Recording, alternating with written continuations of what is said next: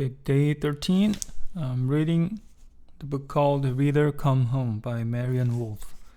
Page 42. Empathy, passing over into the perspective of others. Only connect E.M. Forster. The act of talking on the perspective and feelings of others is one of the most profound, insufficiently heralded contributions of the deep reading processes. Prost's description of that fertile miracle of communication effected in solitude depicts an intimate emotional dimension within the reading experience, the capacity to communicate and to feel with other without moving an inch out of our private worlds.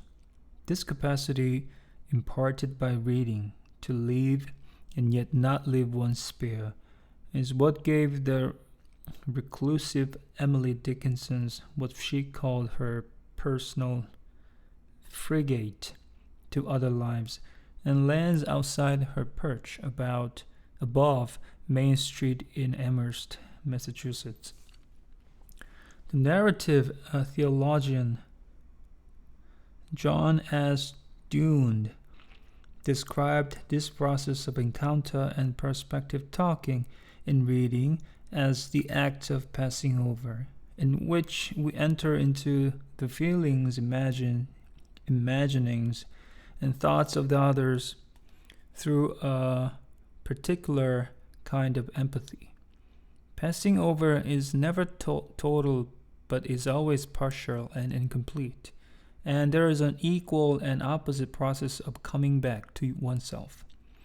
It is a beautifully apt description for how we move from our inherently circumscribed views of the world to enter another's and return enlarged. In Love's Mind, his numinous book on contemplation, Dunne expanded Prost's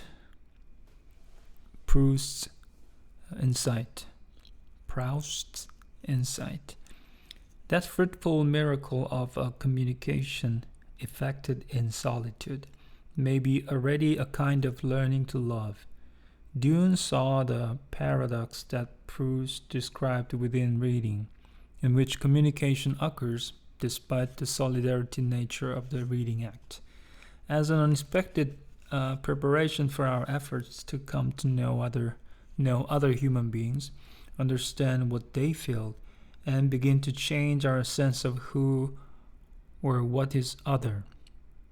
For theologians such as John Dunne and writers such as Jan, whose life work illuminates this principle in fiction and nonfiction alike, the act of reading is a special place in which human beings are freed from themselves to pass over to others, and in so doing, learning what it means to be another person with aspirations, doubts, and emotions that they might otherwise never have known. A powerful example of the transforming effects of passing over was told to me by a Berkeley-trained drama teacher who works with adolescents in the heart of the Midwest. A student came to him, a beautiful 13-year-old girl, who said she wanted to be part of his theater group performing. William Shakespeare's plays. Part of his theater group performing William Shakespeare's plays. It would have been an ordinary request, save for the reality that the young girl had advanced cystic fibrosis and had been told she had only a brief time to live. Oh man.